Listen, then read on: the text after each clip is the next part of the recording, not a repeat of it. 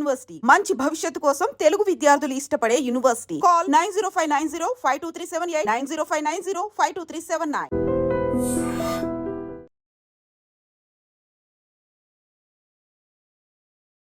నమస్తే, welcome to iDream social spotlight with కవిత.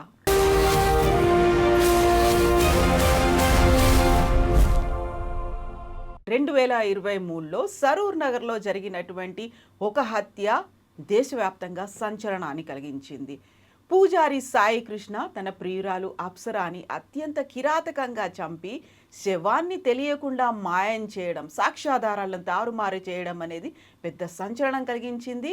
అతి తక్కువ సమయంలోనే కోర్టు యావజ్జీవ కారాగార శిక్షతో పాటుగా సాక్ష్యాలను తారుమారు చేసినందుకు 7 ఏళ్ల జైలు శిక్షను కూడా విధించింది. యాక్చువల్గా ఆ సమయంలో జరిగినటువంటి ఒక వాదన, పూజారి బ్రాహ్మణుడు, ఆయన అమాయకుడు, హత్య చేసి ఉండడు అనే వాదనతో పాటుగా ఆ తర్వాత వచ్చినటువంటి డెవలప్మెంట్స్, వీటన్నిటితో పాటుగా కోర్టు ఇచ్చినటువంటి తీర్పు, దీని గురించి మాట్లాడుకుందాం. మనతో పాటుగా ఉన్నారు ప్రముఖ హైకోర్టు న్యాయవాది సాయి కృష్ణ ఆజాద్ గారు. ఆజాద్ గారు, నమస్కారం అండి. నమస్తే అమ్మా. సో సాయి కృష్ణ పూజారి చేసినటువంటి ఈ హత్య ఒక సంచలనం కలిగించింది. నిజంగా ఇలా కూడా చేస్తారా? అంతా చేసి ఏమీ తెలియనట్టుగా గుళ్ళోకి వచ్చి పూజలు చేసి బ్రహ్మోత్సవాలు అటెండ్ అయ్యి ఆ తర్వాత అందరితో పాటుగా అమ్మాయి కోసం వెతకడం అనేది, సో ఈ మొత్తం సీన్ని ఒకసారి మళ్ళీ గుర్తు చేసుకుంటే ఏమనిపిస్తుంది? అసలు క్రిమినల్ మైండ్ ఆ విధంగా ఉంటుంది. ఇప్పుడు మనకు సోహెల్ ఉన్నాడు, మొన్న ఒక నేవీ అధికారిని చంపేసి ఆ భార్యను 2 లవర్స్, ఆ లవర్ చంపేసి, ఎగ్జాంపుల్ చెప్తున్నాను మీకు, చంపేసి డ్రమ్ములో 15 ముక్కల్లాగా నరికేసి డ్రమ్ములో పడేసి సిమెంట్ వేసేసి హోలీ ఆడుకున్నారు వాళ్ళు. ఎంత ఘోరం చెప్పండి. అంటే ఈ మానవ సంబంధాల విషయంలో సైకలాజికల్గా వీళ్ళు ఇప్పుడున్న పరిస్థితుల్లో మరి ఎందుకు ఇలా తయారవుతున్నారు? కుక్కర్లో శవాన్ని ఉడకబెట్టడం, ఇది ఎంత పరాకాష్ఠకి వెళ్తుందంటే క్రూరత్వం అనేది మనిషిలో. జంతువులు కూడా ఏమో అలా చేయవండి. ఏ జంతువు అని అడుగు తినేసి వదిలేస్తుంది, కానీ ఇంట్లో ఘోరంగా చేసే పరిస్థితి లేదు. సో ఆ రోజు ఆ టైంలో 2023లో ఈ జరిగిన సంఘటన జరిగినప్పుడు ఆయన అమాయకుడు, ఆయనకి ఏమి తెలియదు. తర్వాత అయ్యగారు కదా, అయ్యగారికి అలాంటి నాలెడ్జ్ ఉండదు. అందరితోనూ చాలా ఆప్యాయంగా మాట్లాడతారు, వచ్చిన భక్తుల్ని ప్రేమగా పలకరిస్తాడు, చేసేది అనేది ఒకటి ఉంది. అది క్యారెక్టర్. కానీ ప్రతి మనిషిలో ఇన్నర్ మైండ్లో కొన్ని క్రూయాలిటీ సంబంధించిన చాలా వ్యవహారాలు ఉంటాయి. ఇది చాలా క్రూయల్ బ్రూటల్ మర్డర్ ఇది. ఎందుకంటే ఇంటెన్షన్గా, మాలఫైడ్ ఇంటెన్షన్గా చేసింది. కల్పబుల్ హోమ్సైడ్ అంట మన మర్డర్ సంబంధించిన కేసుల్లో. అంతకుముందు కూడా మన ఊరి గురించి మాట్లాడుకున్నాం. అది అమృత ప్రణయ్ విషయంలో ఎట్లా ప్లానింగ్ ఉంది, అంత కల్పబుల్ హోమ్సైడ్, ప్రీ ప్లాన్డ్గా. ఇది కూడా సేమ్ అంతే కదా, ప్రీ ప్లాన్డ్గా చేయటం. ఇంకోటి అది వేరు. ఇప్పుడు అమృత ప్రణయ్లో డైరెక్ట్ చంపేశారు, వెళ్ళిపోయారు. ఇది అట్ట కాదు, మొత్తం బాడీని డిస్మాంటల్ చేసినట్టు చేసేసి సెప్టిక్ ట్యాంక్లో పడేసి ఏమి తెలియనట్టుగా సాక్ష్యాన్ని కవర్ చేసేసి సాక్ష్యాధారాలను రూపుమాపేసిన ఘటన ఇది ఘోరమైంది. ఇప్పుడు అదంటే అమృత ప్రణయ్ వచ్చే పాపం మాకు కనపడింది, సీసీటీవీలో చంపేశారు, వెళ్ళిపోయారు, అయిపోయింది. ఇక్కడ డెడ్ బాడీని కూడా మాయం చేసేసి, అది సేమ్ కుక్కర్లో జరిగిన ఘటన, మొన్న లాస్ట్ కుక్కర్లో ఉడకబెట్టిన ఘటన కానీ, ఇప్పుడు చెప్పిన సోహెల్ సంబంధించిన ఘటన కానీ, అట్లాంటిది ఘటన ఇది కూడా అనుకోవచ్చు. అంటే ఏమీ తెలియనట్టుగా మళ్ళీ వెళ్ళి అప్సరా కోసం వెతకడం నలుగురితో పాటు మళ్ళీ.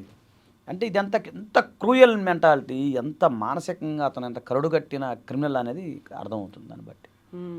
సో అంటే ఇక్కడ న్యాయస్థానం కూడా చాలా గొప్ప జరిగిందండి. ఎందుకంటే జస్ట్ దాదాపు 2 years 22 months 21 monthsలోనే ఇన్వెస్టిగేషన్ బాగా చేయటం, తర్వాత త్వరగా చేసేయటం, వెంటనే దీనికి సంబంధించి ఫాస్ట్ ట్రాక్గా చేయటం వల్ల తొందరగా వచ్చింది అనుకో జడ్జిమెంట్. ఈ కేసులో నేను చాలా హ్యాపీ ఫీల్ అవుతున్నాను. ఎందుకంటే న్యాయస్థానం చాలా ఫాస్ట్గా స్పందించడం చేయటం జరిగింది. ఇప్పుడు జీవిత ఖైదీ ఒకటి, ప్లస్ దాంతో పాటుగా అతను ఏదైతే సాక్ష్యాలను తారుమారు చేసినందుకు మళ్ళీ 7 years జైలు శిక్ష. కానీ నేనైతే ఈ కేసులో ఫస్ట్ కాంచి నేను అబ్జర్వేషన్ చేస్తున్నాను. అంటే మరి కామన్ మ్యాన్కి ఏమనిపిస్తుంది అంటే, అయ్యగారు ఒక రకమైన జాలి అనేది ఉంటుంది, జాలి కోణం. అరే ఆయన అలా కాదేమో, మంచోడు అయ్యా, ఇట్లా కావాలని బురదేస్తున్నారు, అబాండాలు వేస్తున్నారు అని. నేను క్యాపిటల్ పనిష్మెంట్ పడుద్దేమో అనుకున్నానండి ఈ కేసులో. పడలేదంటారు క్యాపిటల్ పనిష్మెంట్ అంటే ఊరి అనుకున్నాను నేను. అంటే కొన్ని అంటే ఎందుకు పడలేదంటే ఒకసారి జడ్జిమెంట్ చూస్తే కానీ మనం చెప్పలేము.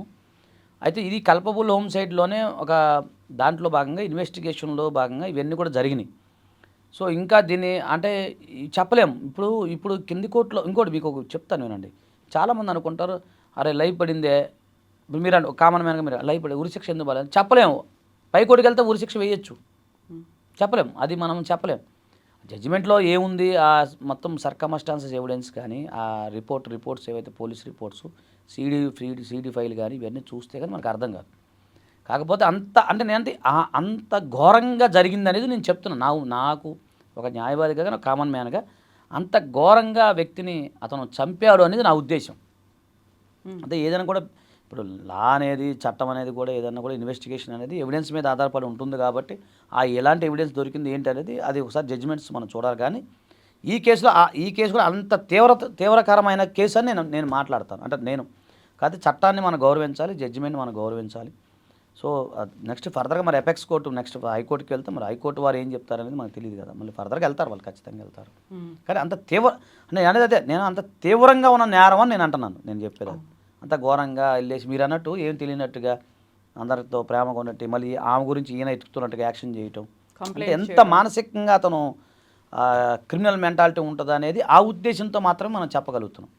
చట్టపరంగా దానికి సంబంధించిన ఎవిడెన్స్ ఏం పెట్టి పోలీసు వాళ్ళు ఛార్జ్ షీట్ అవన్నీ చూస్తే కానీ మనం చెప్పచ్చు. కానీ ఇలాంటి విపరీతమైన ధోరణి ప్రజల్లోకి ఇలాంటి ధోరణి రోజు రోజుకి పెరిగిపోతూ ఉంది. మరి ఇది ఎక్కడికి వెళ్తుంది అనేది అర్థం కావట్లేదు. నిన్న కూడా మొన్న ఎక్కడో జరిగింది, ఆ అమ్మాయిని చంపేసి ముక్కలు చేసేసి వాడు పోలీస్ స్టేషన్ లొంగిపోయాడు. నడి రోడ్డు మీద నిన్న ఒక న్యాయవాదిని జస్ట్ ఇల్లీగల్ కనెక్షన్ విషయంలో వద్దని మందలించినందుకు కూడా నిన్న న్యాయవాదిని చంపడం జరిగింది. అంత చెప్పి కూడా రెక్కి నిర్వహించి అంటే వాడు మైండ్ ఏంది అట్లా మైండ్ ఎలా తయారవుతుందంటే ఒక రెక్కి నిర్వహించి చంపాలని ఒక దురుద్దేశంతో చంపుతున్నారండి. చంపాలని ఉద్దేశపూర్వకంగా చంపడం అవుతుంది మనుషుల్ని. సో ఎవరు నమ్మలేని స్థితిలో ఈరోజు మనం ఉన్నాం. మన పక్కన వాళ్ళే మనల్ని నమ్మించి గొంతు కోసే పరిస్థితి ఈరోజు కనపడుతున్నాయి. పూర్వం రోజుల్లో చూసేవాళ్ళం, ఇది రాజులు కాలంలో సొంత తండ్రిని చంపడం, సొంత అన్నదమ్ములు చంపడం అనేది మనకి చరిత్రలో చదువుకున్నాం. ఇప్పుడు అట్లా లేదండి. ఎవరు నమ్మాలో ఎవరు నమ్మకూడని స్థితిలో భయం వేస్తుంది. మానవ సంబంధాలు ఎట్టిపోతున్నాయి అనేది ఆలోచిస్తున్నాం. నేనైతే ఫస్ట్ కానీ దీనికి సంబంధించి క్రిమినాలజీ అనే సబ్జెక్టు కూడా భారతదేశంలో ఇంకా దీన్ని పెంచాలి, డెవలప్ చేయాలని చెప్పి నేను ఫస్ట్ కాంచి డిమాండ్ చేస్తూ ఉన్నానండి. విదేశాల్లో క్రిమినాలజీ బాగా ఉంటుంది, సబ్జెక్ట్ ఉండదు, ఒక సబ్జెక్టే ఉండదు దానికి సంబంధించి. ఇంకా మన భారతదేశంలో ఇంకా అంత పరిచయం రాలేదు, అంత అవసాన దశలోనే ఉంది. దాన్ని కనుక మనం డెవలప్ చేసి మానవ సంబంధాల మధ్య ఇవన్నీ చేస్తే తప్ప ఆ యొక్క మనిషి యొక్క దాంట్లో నడవడికలో మార్పు రాదేమో అని అనిపిస్తుంది. సో ఇప్పుడు ఒక ఇంటెన్షన్ అనేది ఉంది, దానికి తగ్గట్టుగా చంపాలి అనే ఒక నిర్ణయం తీసుకున్న తర్వాత దానికి తగ్గట్టుగా ఎలా అమలు చేయాలి, రిసోర్సెస్ అన్నిటినీ సెట్ చేసి పెట్టుకున్నాడు. చంపడానికి అనుగుణంగా ఉండేటువంటి ఆయుధాలని కావచ్చు, చంపిన తర్వాత ఏం చేయాలి, ఎక్కడికి తీసుకెళ్ళాలితో పాటుగా ఏమీ ఎరగనట్టుగా కారుని షెడ్లో పెట్టి కవర్ చేసి మళ్ళీ స్నానాలు చేసి నెక్స్ట్ డే టెంపుల్కి వెళ్ళి పూజలు చేసి అన్నీ చేయడం అనేది చాలా కూల్ మైండ్తో చేసినట్టుగా అనిపిస్తుంది. చాలా కూల్ మైండ్తో ఎక్కడా నేను దొరకను అనే పరిస్థితుల్లోనే చేసుకొని వచ్చాడు. And at the same time అందరితో కలిసి మళ్ళీ వెతకడం అనేది తెలియనట్టుగా యాక్టింగ్ చేసాం. అదేనండి, అదే సాక్ష్యాన్ని తారుమారు ఇవన్నీ గమనించిన కోర్టు వారు అది చేశారు. అంటే ఇక్కడ మనం గమనించాల్సింది పెరిగిన వాతావరణమా. ఇప్పుడు నేరం జరిగింది, ఆయనకి శిక్ష పడుతుంది, దానివల్ల నేరాలు ఆగుతున్నాయండి. ఇప్పుడు ఆయనకి శిక్ష పడటం వల్ల నేరాలు ఆగుతున్నాయా? జరుగుతూనే ఉన్నాయి కదా. బేసిక్స్ పాయింట్స్ ఆలోచించాలనేది నేను ఫస్ట్గా అని చెప్తాను. ఇప్పుడు ఆయనకి శిక్ష పడింది, సరే అది అయిపోయింది. ఇంకొకరికి మన ఊరి శిక్ష పడింది, ఇంకొకరికి ఇంకో భవిష్యత్తులో ఇంకెన్నో చాలా పెండింగ్ కేసెస్ ఉంటాయి, ఎన్నో పడుతుంటాయి. దానివల్ల నేరాలు ఆగుతాయా అండి? ఆగవు కదా. దాని బేసిక్స్ ఏంటి తెలియాలి. ఇంకోటి మనుషుని నమ్మే విషయంలో కూడా చాలా జాగ్రత్తగా ఉండాలి. మహిళలు ముఖ్యంగా ఆడపిల్లలు నమ్మే విషయంలో మన అనుకొని ఒక నమ్మకమైన దాని మీద నడుస్తున్నాయి ఈ హత్యలన్నీ కూడా. సో ఇప్పుడు మీరు పెరిగిన వాతావరణం గురించి అన్నారు. పెరిగిన వాతావరణం అనగానే సాయికృష్ణకు సంబంధించి అప్పుడు సైకాలజీ అనాలిసిస్ అనేది చేశారు. చాలా నెమ్మదైన వ్యక్తి, కలుపుగోలుగా ఉంటాడు, అందరితో మాట్లాడతారు, అందరి కష్టసుఖాల గురించి పూజలు కూడా చేస్తాడు, గ్రహశాంతులు ఇలాంటివి హోమాలన్నీ చేస్తాడు. అలాంటి పర్సన్ ఎలా చంపుతాడు? ఆయన పూజారి కదా, ఆయన బ్రాహ్మణ కుటుంబంలో పుట్టాడు కదా, ఇలా చెయ్యడు, అమాయకుడు, ఆయన నిందితుడు కాదు, ఇలా వాదించిన వాళ్ళు ఉన్నారు. చాలామంది కూడా ఆ టైంలో కుల సంఘాలు సపోర్ట్కి వచ్చినటువంటి పరిస్థితి కూడా ఉంది కదా. అవునవును కాదు, అలా కదా మేడం. ఇప్పుడు పెరిగిన వాతావరణం వేరు, ఆయన మైండ్లో ఇంటెన్షన్గా ఉన్నది వేరు, ఇది వేరు, ఆయన వృత్తి వేరు. వృత్తికే పూజారి గారు అయ్యగారు అందరూ పూజలు చేస్తారు. అది చేసినంత మాత్రాన నేరం చేయకూడదని అయితే ఎక్కడ ఉండదుగా. అతను ఉద్దేశపూర్వకంగా అతని యొక్క ఇంటెన్షన్ అనేది ఎవరికి అర్థం కాదుగా. ఇప్పుడు ఆయన వృత్తిలో ఏంటి ఆయన ఆయన ఆయన వృత్తి గౌరవప్రదమైన వృత్తి అయ్యగారు కాబట్టి అందరికి పూజలు చేస్తుంటారు. కాబట్టి చాలామంది ఆ యొక్క సైకలాజికల్గా అనలైజ్ చేసినప్పుడు ఆయన చెయ్యలేదని అంటారు. ఇప్పుడు నేను కూడా అదే అంటాను కామన్ మ్యాన్గా. కామన్ మ్యాన్గా ఎందుకంటే అంటాను. అంత నమ్ముతున్నారు మీరు ఆయన్ని. కామన్ మ్యాన్ అంతే ఉంటుంది. అంటే నేను కదా కామన్ మ్యాన్ మైండ్ సెట్ ఏముంటుంది అంటే, ఇప్పుడు కామన్ మ్యాన్ మైండ్ సెట్ ఏముంటుంది అంటే అయ్యగారు ఎందుకంటే నాన్ వెజ్ తినరు అంటే కొన్ని ఉన్నాయి, అహింస చేయరు, ఇట్లాంటివి కొన్ని ఉన్నాయి. ఎందుకంటే గౌరవప్రదమైన వృత్తి కదా. అలాంటి భావంతో చెప్పుంటారే తప్ప వాళ్ళు అంటే ఎవరైనా మా అనుకున్న వాళ్ళు కానీ సపోర్ట్ చేసిన వాళ్ళు కానీ ఎవరైనా కానీ చెప్పుంటారు. కానీ క్రైమ్ చేయకూడదని ఎక్కడ లేదుగా. క్రైమ్కును ఆను పెరిగిన అతను అదే అంటే అతని యొక్క కమ్యూనిటీకో అతని వృత్తికి దానికి సంబంధం లేదుగా. ఇప్పుడు లోకల్ కోర్ట్ అయితే యావజ్జీవ కారాగార శిక్ష ప్లస్ 7 years కూడా జైలు శిక్ష అనేది విధించిన తర్వాత మీరు చెప్పినట్టుగా పై కోర్టు కూడా వెళ్ళొచ్చు, వెళ్తే ఉరి శిక్ష అనేది ఒక మాట చెప్పలేము, అన్నారు. రావచ్చు లేదంటే దీన్ని కంటిన్యూ చేయొచ్చు. అయితే ఇక్కడే మళ్ళీ శిక్ష కూడా తగ్గచ్చు, చెప్పలేము. ఇంకొకటి కూడా వినిపిస్తుంది. గతంలో గ్యాంగ్ రేప్ జరిగినటువంటి గుజరాత్లో ఒక ఇన్సిడెంట్, అన్ని ఆధారాలు ఉన్నాయి, కాకపోతే వాళ్ళంతా నిందితులు అగ్రకులాలకు చెందిన వాళ్ళు ఈ తప్పు చేసి ఉండరు అన్నట్టుగా వాళ్ళని రిలీజ్ చేశారు, బెయిల్ మీద బయటకు వచ్చారు. అలాంటిది ఏదైనా ఉంటుందా? లేదు పై కోర్టు కూడా నిజంగా ఈవెన్ సాక్ష్యాలు ఆధారాలు ఇవన్నీ చూసిన తర్వాత సేమ్ ఇదే కంటిన్యూ చేస్తుందా, మళ్ళీ తగ్గించడం అనేది ఉంటుందా? అంటే ఒకటండి అక్కడ అది వేరు, అది వేరు, అది కమ్యూనల్ సంబంధించింది, అది ఒక డిఫరెంట్ కేసు. ఇది అట్లా కాదు కదా, ఇది ఒక ఇండివిజువల్ పర్సనే కదా చేసింది. ప్లస్ ఇక్కడ అది వేరు, అది అల్లరిలో జరిగిన సంఘటనలో అవి జరిగినాయి. ఇప్పుడు ఇక్కడ ఉద్దేశపూర్వకంగా అమ్మాయిని తీసుకొని రావటం, ఉద్దేశపూర్వకంగా మీరు అన్నట్టు కారులో తీసుకెళ్ళటము, చంపటము, ఇవన్నీ ప్లానింగ్ కదా, ప్రీ ప్లాన్డ్ కదా మేడం. సో ఖచ్చితంగా నేను అనేది అది ఎంత లైఫ్ పడింది అంటే నా ఉద్దేశంలో ఏంటంటే ఖచ్చితంగా ప్రాసిక్యూషన్ వారు గట్టిగా బలమైన సాక్ష్యాలను ప్రవేశపెట్టి ఉండొచ్చు 100%.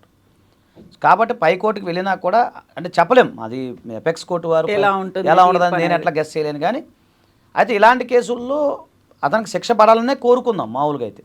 ట్రూ అది ఎందుకంటే ఒకసారి అది జడ్జిమెంట్స్ అవన్నీ వచ్చిన తర్వాత ఎలాగో లైవ్లలో మనకు నెక్స్ట్ జడ్జిమెంట్స్ అన్నీ వస్తాయి కదా, అప్పుడు దాన్ని చూసి ఆ పాయింట్స్ అన్ని చదివి కానీ మనం క్లారిటీగా చెప్పలేము. కాకపోతే జస్ట్ అనలైజింగ్గా మనం చేసినప్పుడు పై కోర్టు అనేది ఎలాంటి డిస్క్రిషన్ పవర్ ఉపయోగించి ఆ సర్కమస్టాన్సెస్ని బట్టి ఇది ఎలా జరిగిద్ది అనేది మనం అంటే ఒకటే లైఫ్ అంటే ఇప్పుడేమీ ఆయనకేమీ బెయిల్ రాదు. ఇప్పుడేమీ కోర్టులు ఇప్పుడు అప్పీల్ చేసినంత మనం 3 years తర్వాత ఏదైనా జరిగేది, ఏదైనా 3 years తర్వాతే మనం మాట్లాడుకోవాల్సింది. 3 years తర్వాత ఏం జరిగిద్ది అనేది మనం చూడాలి. ఇప్పుడైతే మనం అనలైజ్ చేయలేం. సో తక్షణం అయితే స్పందించారు, ఇమ్మీడియట్గా అయితే తీర్పు వచ్చింది, డిలే అవ్వకూడదు. అది ఒక సంతోషం అని ఆలోచించి. Thank you so much Azad గారు. Thank you.